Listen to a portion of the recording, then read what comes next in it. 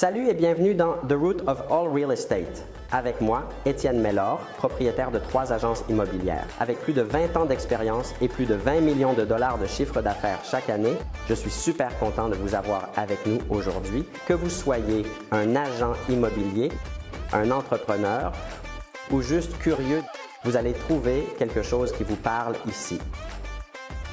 Si vous êtes prêt à foncer, saisir de nouvelles opportunités, vous êtes au bon endroit. C'est quoi qu'on veut en retirer? Tu veux-tu qu'il y ait des clients potentiellement qui voient ça et qui se disent « Ah, moi, je cherche à acheter » ou ça serait quoi, là, mettons, le... Bien, il y a toutes sortes d'affaires. Tu sais, nous, on a fait du développement. J'en ai fait pour d'autres aussi. Parce que, tu sais, à un moment donné, il y a quelqu'un qui m'appelle qui me dit « Hey, je veux que tu loues ma bâtisse à la salle. » Ah, OK. Fait qu'on regarde ça. Je dis « Oublie ça.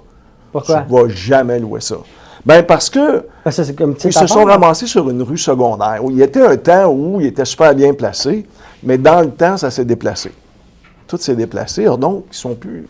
Ils se sont ramassés. J'achète une bâtisse qui, mettons, aujourd'hui, c'est une rue passante, tout va bien, tout ça, ouais. Mais avec 10 ans de changement, ouais. Là, c'est plus vraiment la place. C'est plus ça, puis tu sais, les gens nous appellent parce qu'ils nous connaissent. Tu sais, Intella Immobilier, parce que c'est une des boîtes aussi qu'on utilise. Il y a plusieurs boîtes, mais ça en est une. Bien, ils ont dit, écoute, on te connaît, tu sais, son frère avait travaillé avec moi. Puis là, c'est une dame qui était propriétaire, puis son mari est décédé. C'était des médecins qui étaient là-dedans avec un méga Jean Coutu de 30 000 pieds. OK. Jean Coutu a déplacé, il est parti. Sacré son camp. Là, ils sont pris avec un 5 000 pieds sur une bâtisse de 50 000 pieds, toute vide. Fait que là, OK, mais je veux que tu nous loues ça. Fait que, OK, bon, on amène des cliniques médicales, on amène n'importe quoi, bon, OK. Mais après 6 mois, oublie ça, il n'y aura rien. Il n'y a pas d'intérêt. Il n'y a juste personne. Okay. Tu es en arrière, pas un gros stationnement. Fait que je me suis assis avec un groupe, je dis, regarde, je vais faire une affaire avec vous. Si je le vends tel quel, vous allez avoir 2 millions, 2,5 millions. Pour tout ça, c'est vide. Mais je dis, on peut monter un projet. Puis je comprends que vous n'avez pas les moyens, mais on va le monter. On va changer le zonage, qui était un zonage commercial. On va monter un projet, puis on va vendre le projet. Fait que ça a pris 1 an et demi. On a vendu quand même pour 8 millions. Mais ça, il y a un engagement quelconque de la part du propriétaire là, avant que tu te lances et que tu fasses tout ça. Bien, un engagement. Ils nous ont donné le feu vert de procéder puis d'emmener un projet qu'on savait qu'il n'était pas pour faire. On savait qu'on était pour aller sur le marché, mais avec un projet. OK. Fait que là, dans le fond, c'est plus excitant pour l'acheteur futur de voir que, regarde... Il y a un projet, t'es zoné, t'as tout. Oui, il va le modifier. Il ne fera peut-être pas exactement comme ça, mais là, tu dis, OK, il va avoir 8 étages, il va avoir tant d'appartements. Fait que là, de là vient la valeur de l'expérience en arrière, de savoir qu'est-ce que l'acheteur typique pour ce type de propriété-là voudrait avoir. Ou... Ouais. OK. Fait que ça, c'est ça. Fait que ça, c'est ce que tu appelles du développement. C'est du développement. C'est ce qu'on fait, trouver des projets. Parallèlement, tu comprends que, j'ai fait pendant 14 ans le redéveloppement des Galeries Laval à Laval. Les Galeries Laval, ça, c'est celui qui... L'autre bord de la rue qui est en... La 15, après... Non. Non, je ne sais pas si tu connais présentement où est-ce qu'il y a l'Avril, là, le centre d'achat où il y a l'Avril, il y a... Il y a Decathlon. C'est l'autre bord de la rue. OK.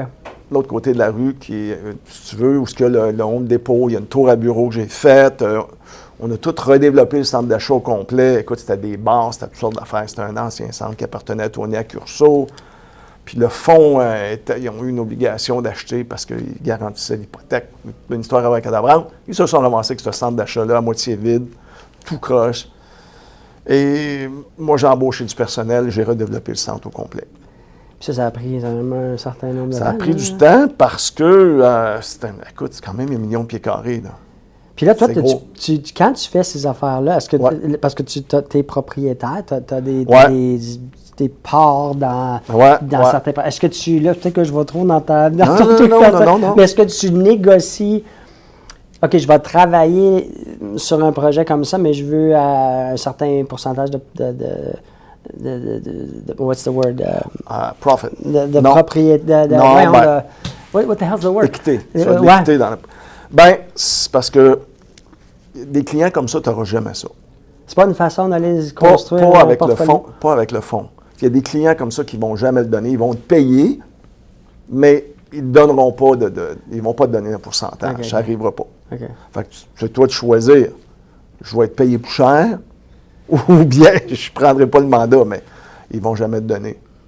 Parce que tu as construit un portefeuille de propriété. Ouais. Ça, sur combien de temps? Là, depuis que tu as ta licence? On parlait de 30 quelques années, mais t'as-tu commencé? Non, je te dirais qu'il y a peut-être 20 ans, j'ai commencé avec des plus petites choses. Puis, tu sais, c'est drôle parce que, tu sais, dans l'immobilier, à un moment donné, il faut que tu te fies à toi aussi. Là, parce que quand tu commences à te fier à tout le monde... Comment? Donne-moi un exemple. Exemple, à un moment donné, il y a quelqu'un qui m'appelle. Il me dit, « Hey, Cara. » À l'époque, je ne sais pas si tu connais Cara. Cara, c'était les propriétaires de Harvey's. OK. Qui étaient également, c'est eux autres qui faisaient la bouffe pour les avions, qui distribuaient la bouffe pour les avions, mais ils étaient propriétaires. Les Harvey's, ça leur appartenait. Ah, c'était pas des franchises? Non. Okay. C'était la compagnie qui était propriétaire des sites, puis bon, à un moment donné, ils ont décidé qu'ils vendaient. Fait que là, il y a quelqu'un qui m'appelle, qui me dit « Hey, on vend ça. » Mais on en vend plusieurs. Fait qu'au Québec, quoi? Oui, au Québec. Fait que moi, il y en a... Harvey, c'est une compagnie... c'est québécois ou? Non, c'est de l'Ontario. Fait qu'il était propriétaire de l'immobilier aussi? De l'immobilier ici. De tout, puis là, il voulait vendre un bloc, un groupe. Il voulait vendre un bloc. Fait que là, il y en avait 5-6 qui étaient à vendre. Fait qu'il y a quelqu'un qui m'appelle de Cara, parce que j'avais négocié avec eux autres, différents endroits. Fait qu'ils m'ont appelé, ils ont dit « Hey, c'est à vendre. » Là, je commence à appeler des gens. Il y en a qui disent « Hey, touche pas à ça, touche pas à ça. » Pourquoi touche pas à ça?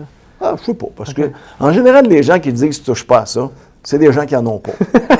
C'est des peureux, ils en ont pas. Fait que, regarde. Mais tu sais, quand moi, c'était mes premiers achats. Là, tu commences à douter de... Ben là, je me disais, coudonc, ils ont peut-être raison. Mais là, je me suis dit, au diable, on va en acheter un. Fait que là, écoute, je n'achète un, puis, écoute, je ne vais pas payer cher. Je paye comme 350 000. Pour toute l'affaire, la bâtisse, la business? Non, il y a plus, non, parce que les autres, ils vendaient, mais ils sortaient de là. Fait que là, tu as une bâtisse vide. Mais tu sais, là, je me disais, hey, ça fait assez longtemps que je fais ça. J'achète ça, je le loue par le temps qu'on fait la transaction. Bing bang, ça va tout être loué, puis bon.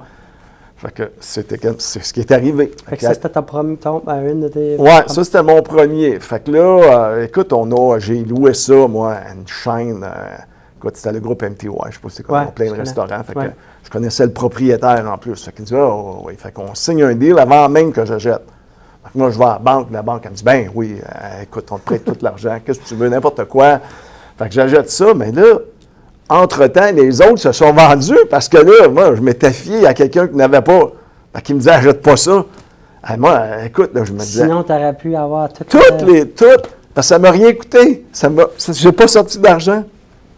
Mais moi, écoute, je me fiais, comme je te dis, à quelqu'un qui n'en avait pas un peu heureux. Tu sais, ça, des avocats, tu te fies jamais à ça, là. Bâtard. C'est des peureux, là. Ils ont peur de tout. Fait que les gars d'immobilier, ils sont pas peureux. Faut que tu sautes. Fait qu'après cette expérience-là, j'imagine que... je me disais, hey, fuck off, là. Je vais me faire confiance. Il n'y a pas personne qui va m'arrêter. Y a-tu eu des mauvaises décisions? Non. Pas vraiment? Non. Non, mais là, tu sais, tantôt, on a jasé. À un moment donné, j'avais un de mes locataires. J'avais un de mes locataires parce que je faisais aussi, à un moment donné, de la gestion. Je faisais de la gestion. J'avais un de mes locataires qui il était tough, le maudit. Il signait jamais ses papiers, puis là, on parle commercial. Là. Commercial. J'avais un locataire commercial, tough, puis là, mon boss de l'époque, il m'avait dit, hey, va le voir. Va le voir, assis-toi avec. Là, je rentre là. Écoute, il y a des montagnes de papiers tout partout. Il est désorganisé. C'est le saint bordel. Fait que là, je me dis, coudonc. Je commence à jaser avec. Le gars, il y a plein d'immobilier. Là, il me dit, j'ai un strip là, j'ai ci, j'ai ça. Là, je viens d'en construire un à Mascouche, puis ça va pas bien. C'est la compagnie qui loue, mais pas capable de louer. Fait que là, je dis, là, il me dit, écoute, veux-tu que je m'en occupe? Fait que là, il me dit, moi, j'aimerais ça. Excuse-moi. Ouais. Je suis en train de m'étouffer. Ouais, vas-y. Je sais pas. J'espère que tu vas pas... je peux plus être contagieux, ça fait 2 semaines. Ben, je vais te faire une confidence. J'attrape pas ça, fait que regarde. C'est pas trop pire. Je vais aller me chercher d'autres eau parce que. Ouais, vas-y. J'ai besoin d'un thé ou quelque chose. Gagne pas, ça? Fait que là, ce gars-là, il me dit, écoute, oui, j'ai un strip, tout ça, que je viens de construire, qui n'est pas loué, puis bon, et j'ai une compagnie qui ne fait pas un job, tu veux-tu t'en occuper? Fait que je dis, écoute, je vais m'en occuper. Mais moi, je savais, parce que là, le gars, il parle. Fait que, t'écoutes, qu'est-ce qu'il dit? Le gars, il venait d'acheter une gang de terrain de Petro-Canada. Il s'était mis de chum avec un gars chez Petro-Canada. Et le gars, il dit, hey, moi, je veux un paquet de terrain qu'on ne va pas développer ou qu'il y a une station qui est fermée. Fait que, là, il a acheté ça, il a payé rien. Il a payé des terrains en moyenne à peu près 350 000 pour des 25, 35 000 pieds. Fait que là, je dis, écoute, je vais faire un deal avec toi. Moi, je vais louer ton centre d'achat au complet. Puis en échange, je vais être copropriétaire avec toi d'un terrain. Je vais le choisir. Fait que dans le fond, je n'ai choisi deux. Fait que je n'ai choisi un à Québec, puis je n'ai choisi un à Longueuil. À Québec, moi, je savais. J'avais déjà une banque qui voulait y aller. Fait que j'ai fait une banque avec lui. Fait que j'ai une banque, une CIBC de 6 000 pieds. Fait ça avec lui. Puis un autre terrain sur la Rive-Sud, qu'on devait monter un projet résidentiel. Puis finalement, à un moment donné, il y a un Vietnamien qui était, un dentiste vietnamien qui était à côté. Il nous dit, puis là, faites quoi avec votre terrain? Fait qu'on dit, on va monter un projet. Il dit, ben non, je vais vous l'acheter. Fait que là, on se dit, pas avant, on va monter un projet. Il dit, je vais vous l'acheter. Il dit, je vais vous faire un chèque, là, puis vous me direz oui ou non. Il nous fait un chèque, on a tombé sur derrière, on s'est dit que c'est ça. Sans lui proposer rien, là, juste le terrain. Il nous fait un chèque, il nous dit, tiens, ça, c'est ce que je suis prêt à payer. Là, on s'est dit, c'est une farce, il ne va jamais closer. Il ne va jamais closer. Sacrément, il a closé. Puis là, on s'est dit, voyons donc, toi, comment ça peut être aussi simple? Mais ça, c'est la première fois que c'était aussi simple que ça, par contre. Puis c'était juste, je veux dire, il a payé beaucoup plus que qu'est-ce qui était le prix d'acquisition ou pas? Je veux dire, t'as fait de l'argent, mais pas... C'était-tu comme stupidement... C'était stupidement beau, là. Oui. Écoute, comme tu peux même pas t'imaginer. Fait que la leçon ici, c'est, tu sais jamais où les autres... Tu sais jamais où ça va aller. Quand on a fait le projet du Sears à Chicoutimi, on fait le projet du Sears, puis à un moment donné, c'est fini, tout ça. Il y a un gars qui nous appelle, il dit, hey, propriétaire, moi aussi, d'un terrain. J'aimais ça que vous avez fait. Puis c'est un gros joueur de la place. Puis il y a de l'immobilier. Il dit, je veux être partenaire avec vous autres. Fait qu'on dit, OK. Fait que finalement, on a fait un gros projet avec lui. Écoute, il y a un Princess Auto, il y a un Michael.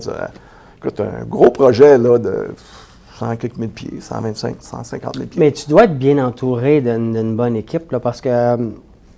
pour avoir tous ces trucs-là qui arrivent à bien finir et des belles expériences. Parce que c'est une chose d'attirer, mettons, de l'attention du monde, mais il faut que le résultat soit là. Il faut que le produit soit livré avec les résultats promis. Oui, effectivement. Et c'est beaucoup d'heures, c'est beaucoup de temps. Là, ça a l'air facile, puis tu nous racontes ça, puis ça a l'air comme Oui, parce que dans le temps, ça s'étire aussi. Là, dans le temps, des fois, c'est plus long. Parce que négocier ces trucs-là, même quand tu dis, je sais pas, tu me corriges, mais de dire, OK, je veux être propriétaire de deux, copropriétaire de deux, je vais te louer ton affaire. C'était-tu aussi simple que juste comme le mentionner comme ça, ou là, il rentre les contrats, puis il faut qu'on... Là, si ça arrive, ça ne marchera pas. Comment tu mets ça plus simple? Ça a été très simple. Je te dirais, ça a été très simple. Ça a été sur un coup de parole, puis ça a été ça. Il n'y a pas eu de document, il n'y a rien eu, puis ça s'est fait de même. Écoute, ça a été très, très simple. Ça, là, parce que avec nos partenaires, là, c'est compliqué. Mais c'est pas compliqué, mais il y a des contrats.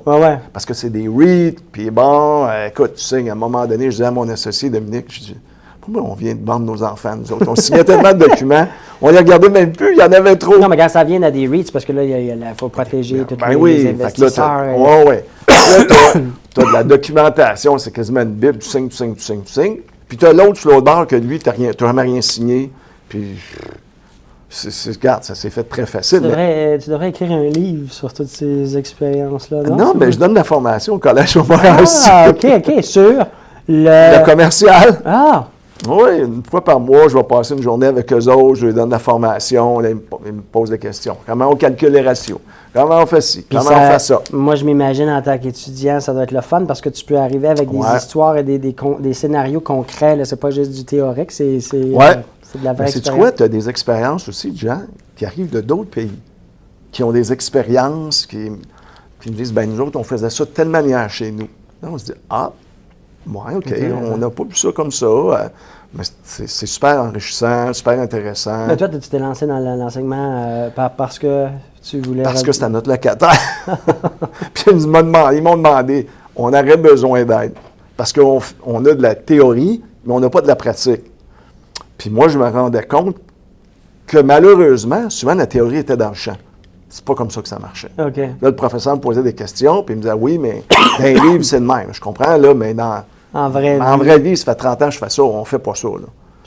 Puis tu sembles être une personne qui est capable de penser à des scénarios, des options qui sont pas nécessairement standards, là, dans le sens que tu vois une opportunité, puis tu arrives à... De où ça vient, ça, cette créativité-là, d'être capable de voir un scénario qui peut être gagnant-gagnant, là? Bien, je pense que c'est d'avoir travaillé aussi avec d'autres propriétaires, puis de voir comment ces gens-là pensaient. Puis, tu sais, on a travaillé avec des banques. Moi, je travaillais avec des banques. Tu sais, First National, qui est une grosse banque qui fait beaucoup de prêts, bien, moi, j'ai travaillé avec le propriétaire de First National parce que quand il a débuté, on était comme son premier client chez Cogir, avec Elad qui arrivait, qui achetait massivement, puis qui avait besoin. Fait que, tu sais, on était assis avec des gens là, qui étaient vraiment olé, là. C'était flyé, là, ça achetait n'importe comment. Puis, tu sais, à un moment donné, je me rappelle d'être avec le propriétaire de cette banque-là qui me disait, tu sais, Marcel, il me disait, un terrain, là, faut pas que tu regardes ce qu'il y a dessus. Faut que tu regardes le potentiel. Parce qu'il y a dessus, dans le temps, ça va changer. Fait qu'il me dit, regarde un terrain. Fait que, tu sais, quand je regarde un terrain, je ne regarde pas nécessairement le bâtiment qu'il y a dessus. Si vous êtes ici, c'est parce que vous prenez votre business d'une manière sérieuse. Étienne va prendre le temps de vous expliquer exactement qu'est-ce que ça prend pour être capable de générer plus gros revenus. Moi, ça fait quand même très longtemps que je connais Étienne. Puis ce que moi, j'ai appris d'Étienne, c'est qu'il regardait toujours les choses d'une manière élargie. Quand on a une vision de voir quelque chose d'un côté, il essaie de voir, mais comment est-ce qu'on peut faire ça 10 fois plus, 10 fois plus gros. Il pense toujours en gros. Que vous soyez à temps partiel, que vous soyez à temps plein, que vous soyez un étudiant, que vous soyez mère de famille, puis vous travaillez de la maison, il y a quelque chose pour tout le monde ici. Prenez la chance. Je vous garantis que vous allez avoir des résultats. C'est une opportunité qui est rare, c'est une opportunité qui ne sera pas là continuellement. Amenez votre business au prochain niveau. Vous risquez de le regretter, je vous le dis. Cliquez en bas, vous n'avez rien à perdre.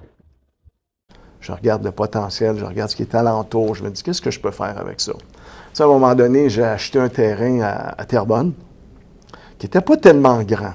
Je savais qu'il n'était pas grand, mais je savais qu'il y avait un voisin en arrière, qu'un coup que moi j'ai acheté, que j'y monte la hauteur de mon bâtiment, qui était pour me dire, OK, je vais t'en vendre une partie parce que le mien ne voudra plus grand-chose après.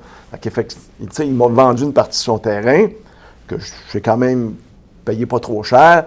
Puis bon, on a fait un projet super intéressant. J'ai monté un projet super intéressant de restaurant sur ce terrain-là.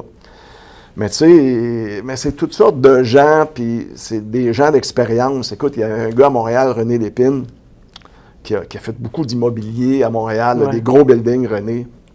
Puis René, là, c'est un drôle de gars parce que Elad avait acheté un bâtiment qui était pour être fait de la part de René Lépine, le 1200 Ouest, sur Maisonneuve. Et puis, Elad se chicanait avec René Lépine. Fait que là, ils m'ont dit, c'est toi qui vas parler avec. J'ai dit, OK. Tu vas être la... oui, tu vas être entre nous deux, tu vas parler avec. Je vais voir René Lépine, puis le gars, il était super brillant. Là, il me montrait ses calculs, ses affaires, puis il me disait, tiens, Marcel, il faut que je t'explique de quoi. L'immobilier, là, il dit, tu peux jamais payer trop cher. Il dit, quand tu payes trop cher l'immobilier, là, c'est comme une mauvaise coupe de cheveux. Ça finit toujours par pousser. C'est bon, ça, je vais m'en rappeler de celle-là. Ouais, fait que, tu sais, j'ai toutes sortes d'exemples de gens comme ça qui me sortaient des affaires, puis je me disais, hey, moi, tu sais, il faut garder ça. Il faut garder ça. La manière qu'il opérait. Tu sais, Bill Arden, ici, à Vaudreuil. Je travaillais avec Bill pendant quand même une couple d'années. Tu sais, c'est des gens qui... Écoute, c'est pas fou aux yeux, ces gens-là. Là. Non. Hé, tabarnouche, c'est prêt à hypothéquer leurs enfants pour acheter des terrains, puis ils réussissent parce que, justement, il n'y a rien qui les arrête. Il n'y a personne qui va leur dire que c'est pas correct. Dans leur tête, ils peuvent tout faire. Fait que dans le fond, ils réussissent à trouver une façon. Trouver une façon de le faire. Tu sais, un coup que tu es dans la piscine, il faut que tu nages. Tu te débrouilles. Tu te débrouilles. L'idée, c'est qu'il faut que tu sautes dedans. Fait qu'aujourd'hui, dans le fond, ça serait quoi ton plus gros challenge là, quand on parle de développement ou d'immobilier? Mais tu sais, je regarde des fois, les gens me disent « Ah, en immobilier, je pense que c'est rendu à sa saturation. » J'entends souvent ça « Ah, ça va plus monter. » Puis là, je dis « Ouais, mais... » Je dis « Tu comprends-tu? » Je dis « Il y a déjà quelqu'un qui m'a dit « Tu sais quoi, le bon Dieu, il n'en fait plus de terrain. Puis il y a plus de monde. Fait que ça va coûter plus cher. Ça va jamais aller en arrière, ça va toujours aller en avant. Fait que le prix d'aujourd'hui, dans 5 ans, ça va être plus cher qu'aujourd'hui. » Puis je remarque que dans ce que tu nous racontes, tu ne te limites pas non plus géographiquement. Là, tu vas où l'opportunité se retrouve. Oui. Aujourd'hui, y a-tu une place où tu te dis, ça, là, il y a plus de... Je sais pas, il y a une croissance que je vois où il y a une demande pour... si j'avais à investir, si une opportunité arrivait, ce serait... Bien, c'est quoi? On les regarde tout partout parce que, tu sais, on a construit à Victoriaville. C'est une ville qui est tough, Victoriaville. Pourquoi? Les revenus sont pas extraordinaires. Les centres d'achat font pas trop bien. Puis, bon, on a construit, mais sur le coin de Main and Main. Tu peux pas avoir un meilleur spot, là. Tu peux pas avoir un meilleur spot que ça. C'est le meilleur spot de la ville. Fait quand tu parles de commercial comme ça, là, de centre, j'imagine que ce qu'on veut, c'est les banques, comment tu les appelles, ces institutions-là, les AAA? Les AAA, oui. Comme les Starbucks, parce que moi, je regarde les centres comme si tu descends Saint-Charles, Saint-Jean, DDO, c'est tout vide. Ouais. Toutes les petites business, le retail, il n'y en a plus, ou presque. Bon, du moins, il semblerait que les Amazon et les plus gros marchands, ils prennent toute la business. Fait que quand tu arrives à un centre d'achat comme ça, tu penses déjà à qui pour... tu peux pas aller avec le petit magasin Mom and Pops, là. Non, ça, c'est malheureusement, ça se finance pas bien. Dans les projets, on ne peut pas financer. Mais on va regarder ce qu'il y a dans... Tu sais, il faut faire attention, parce que quand tu es en région, là, des fois, il n'y a pas grand-chose à faire, là. Tu sais, tout le monde va aller magasiner parce qu'il n'y a rien d'autre à faire. Okay. Fait que ce ne sera pas la même approche que si tu es sur le boulevard Saint-Charles ici. Non. Non, on va avoir une approche un peu plus de... Tu sais, quand tu es ici, bien, ça va être plus de l'alimentaire, de la pharmacie, une clinique médicale. Je ne commencerai pas à mettre des magasins. Là, non, mais c'est ça, mais qu'est-ce qu'ils font, eux autres? Parce que moi, je regarde, j'habite à l'île Bizarre, fait que je descends, puis c'est tout alloué, il n'y a rien, ça fait des années. Ouais. Je me dis, si je suis propriétaire de ce strip-là, qu'est-ce que je fais avec ça? Bien, tu as plusieurs choix. Hein, tu peux le défaire, tu peux mettre un peu de commercial, mettre du résidentiel au-dessus. Mais souvent, les gens, c'est payé, ils ne veulent pas, ils attendent. T'sais, il faut que ça se vende, ces affaires-là. Fait que toi, c'est pas quelque chose, tu t'approcherais-tu, ces gens-là? Comme si tu es moi, là, puis tu vois tel centre d'achat qui est à moitié loué, même pas. Il faut que tu aies un plan. Si tu as un plan, de développement, tu les approches. Pas de plan, tu les approches pas. Mais faire le plan, ben, tu fais un faut plan. que tu aies de l'expérience. Ben, oui, c'est ça. C'est un peu un catch-22. Il faut que tu aies un plan avant de les approcher, et sinon, tu vas leur dire quoi? Même toi, tu vas faire quoi avec ça? Parce qu'il ne faut pas que tu oublies, malheureusement, quand tu prends quelque chose de vide, ça ne se finance pas. Puis si c'est des mom and pop, ça ne se finance pas trop non plus. Non. Là, tu es prêt avec ça, puis tu te dis, OK, là, s'il faut que je le démolisse, tu as acheté quoi? Tu as acheté le coût d'un terrain? Tu as acheté quoi? Ça. Parce que, tu sais, c'est ça, il faut que tu aies un plan. Nous, moi, l'avantage que j'ai un de mes associés, lui, il est bien bon. Il est bon tu sais, lui, il fait du CAD. Il dessine les boîtes, tout ça, on va mettre ça. Puis là, on se dit, ouais, tu sais, moi, je sais à peu près, bon, une pharmacie, on va mettre un Jean Coutu, ça prend 20 000, ça paye. Tu sais, il faut savoir aussi. Tu sais, nous autres, avec l'expérience, on sait combien ça paye. Puis j'imagine qu'il y a des restrictions aussi, ces locataires-là, ça va être la même affaire. Là, mais, non, puis pas rien que ça, on va lui demander. Moi, je vais les appeler, toute la gang, je vais dire, hey, ça vous tente-tu si j'achète ça? Êtes-vous dans le coin? Voulez-vous aller là? Parce que des fois, ils sont déjà là, mais tu sais pas, ils veulent peut-être se relocaliser. Ils veulent changer de... Ben oui, fait que là, on les appelle, on leur demande. S'ils me disent, ben oui, je vais aller là, m'en prendre 25 000. Hey, OK, bingo, là. Là, je vais aller voir le propriétaire, puis tu sais, je vais dire, hey, c'est pas bon, puis regarde, t'es en train de mourir, m'a te sauver, là, aller. OK. Oh oui! Je ne vais pas nécessairement divulguer avec qui j'ai parlé, là. Mais ça me prend un plan. Je ne vais pas acheter si je n'ai pas de plan. On a toujours un plan, nous autres. J'ai le goût de changer de business. Non, mais ça a l'air le fun. C'est super le fun. Ouais. Mais là, tu vois, là, tu sais, dans la gestion, là, comme là, les Galeries Laval, qui appartiennent au fond, est sur le point d'être vendu. Fait que ça occupait pas mal de mon temps, là. Je te dirais que 80 de mon temps. La gestion. La gestion, parce que j'avais du personnel là-dedans, là, j'avais du monde. Fait que là, ça s'en va, là. Possiblement, là. Fait que là, il faut que je regarde quoi d'autre que je vais faire, là. J'haïssais pas ça aussi, faire un peu de gestion, d'avoir du personnel, ça, tu règles des problèmes à longueur de journée. Puis la gestion, c'est-tu une grosse business, ça? Dans le sens que, est-ce qu'il y a quelques grosses compagnies, tu as mentionné Cogé, First Cap. Ouais. En général, les propriétaires vont faire leur propre gestion. Des fois, ce qu'ils vont faire, je me rappelle qu'on a déjà fait ça, on a dit, donnez-nous votre pire centre d'achat, on va s'en occuper. Donnez-nous le pire. Fait que des fois qu'on a fait ça aussi. Écoute, c'est une façon d'aller chercher à rencontrer les propriétaires, d'offrir la gestion? Puis Aussi. Des fois, c'est une façon de dire aussi, à un moment donné, dans le temps, regarde, on fait la gestion, on devrait le vendre, mais on va monter. Puis, tu sais, des fois, il y a des gens qui sont propriétaires, ils n'ont pas l'argent pour développer. Comme l'autre là-bas, mais tu sais, c'est soit qu'ils vont dire, regarde, parce que tu sais, souvent, les gens pensent que ça vaut pas mal plus que ce que ça vaut. Ouais. Un centre d'achat vide, là, quand il n'y a personne dedans, là, ça ne vaut pas grand-chose. Tu as beau dire, oui, ça peut valoir le prix du terrain, parce que moi, je suis obligé de démolir tout ça. J'ai un coût à démolir.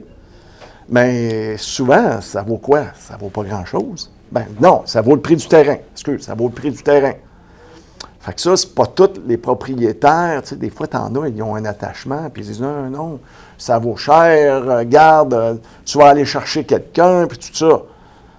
Regarde, pas toujours. Ouais. Puis de plus en plus, on en voit, là, pas nommer, mais t'as des personnes d'un certain âge là, qui sont là depuis toujours, qui ont ça. Puis c'est souvent le cas de strip de même. Ils ont un attachement à ça, ça a déjà rapporté. Puis les villes, d'après moi, voudraient ou pourraient... Ils ont-tu des what's the word in French? Des incitations, parce que d'avoir toutes ces c'est pas bon. Places de commercial-là à moitié vides, puis me laisser à... Ça doit pas être bien bon pour non plus la communauté. Non, c'est pas bon pour la communauté. Puis en plus de ça, dans l'évaluation, les taxes, tu vas pas payer les mêmes taxes si c'est tout vide. Tu vas faire une demande, puis tu vas payer moins cher de taxes. Fait que tu sais, la ville veut que tu loues. Puis tu sais, je regardais, il y a des projets de loi, là, c'est pas fait, là. Il y a des projets de loi de ville qui vont dire, ben regarde, nous, on pense que ça vaut tant. On va te facturer selon ça. Fait que, tu sais, il y a toutes sortes d'affaires là, dans le temps. Là, il y a eu toutes sortes de projets de loi. À un moment donné, ils voulaient taxer les stationnements. Il y a toutes sortes d'affaires. Tu sais, les villes demandent beaucoup aussi. Là. Quand on monte des projets, là, c'est plus comme c'était avant. Là. Tu sais, les villes vont nous demander tant de stationnements. Moins des stationnements, mais ils vont te demander des arbres, ils vont te demander de la verdure. Là, des fois, tu es coincé entre la ville qui te demande toutes ces demandes, puis le locataire. Tu sais, moi, j'ai fait un strip là, à Terrebonne. Là, les locataires me disent, « Hey, mais ça me prend tant de stationnement. » La ville a dit, non, j'en veux pas de stationnement, moi. Je veux des arbres. Moi, je m'en fous, les gens ils viendront en autobus. Ah oui, là, tu as des petits restaurants, là, des drive-thru, là, puis la ville te dit, ils viendront en autobus. Ah, ça marche pas. Fait que faut que tu mettes tout ça ensemble, puis tu arrives à trouver une solution pour tout le monde qui va être... Ouais, mais tu sais, moi, je me rappelle, écoute, je te dirais, Terrebonne, ça a été... vraiment une belle école pour moi parce qu'il était vraiment fatigant. Ah, il était tough. Tu sais, je me rappelle d'être allé à Terrebonne après avoir acheté le terrain. Puis là, ils m'ont dit, vous savez, on aimerait ça que vous metteriez un Starbucks, puis mettre des bureaux par-dessus. Écoute, on parlait d'un terrain de 15 000 pieds. Un Starbucks avec des bureaux, puis un stationnement souterrain. Et là, j'ai dit, écoutez, je vais faire un deal avec vous autres. je suis trop vieux, trop riche, je ferai rien. Moi, le garder vide. Moi, le garder vide pendant des années. Des fois, il faut que tu joues la carte. Je suis parti. Puis là, ils m'ont rappelé. Ils ont dit non, qu'est-ce que vous voulez faire? Puis bon, OK, bon. Puis finalement, j'ai fait ce que je voulais. Mais des fois, tu es obligé de te fâcher un petit peu là, avec les villes. Puis tu sais, ils sont pas faciles. Puis c'est long. Puis c'est pas des gens d'affaires, là. C'est pas des gens d'affaires. Fait que si tu avais à tout recommencer à zéro, tu referais la même affaire? Ah ben oui. Ah non, c'est sûr. Fait que si quelqu'un nous regarde présentement, qui veut apprendre, qui veut vendre, qui veut acheter, qui veut développer, qui veut... Tu aides, tu fais toujours, tu travailles toujours, tu es ouvert à l'idée. On te rejoint comment sur toutes les plateformes, les réseaux sociaux? C'est quoi la meilleure façon pour te... Cellulaire, courriel. Fait qu'on va mettre l'information en bas dans les commentaires, puis je veux te revoir avec... dans quelques mois avec ton prochain projet excitant, où je serai partenaire avec toi. On a toujours des projets en marche. Hein? Tu sais, on est en construction à Chicoutimi, on est en construction à Drummondville. Drummondville, ça a été un projet extraordinaire pour nous autres. Puis moi, c'était quelqu'un avec qui j'avais travaillé, à l'époque, il y a bien des années, que le gars était rendu président d'une compagnie. Puis là, il y a quelqu'un qui me dit « Hey, c'est à vendre. » Je le connais, je l'appelle. Ben, on a fait un deal, puis... On a acheté ça. Fait qu'on a une épicerie. On a un beau projet, là, vraiment beau, qui est quand même 100 quelques mille pieds, là, 130 000 pieds carrés. Fait que c'est un beau projet. Ça, c'est une ville qui est vraiment florissante, Drummondville. Drummondville, je m'en viens. Oui, c'est vraiment une belle ville, les gens cherchent. Merci énormément d'être venu partager ça avec nous. Super intéressant. Pas de quoi. À la prochaine. À la prochaine, ben oui.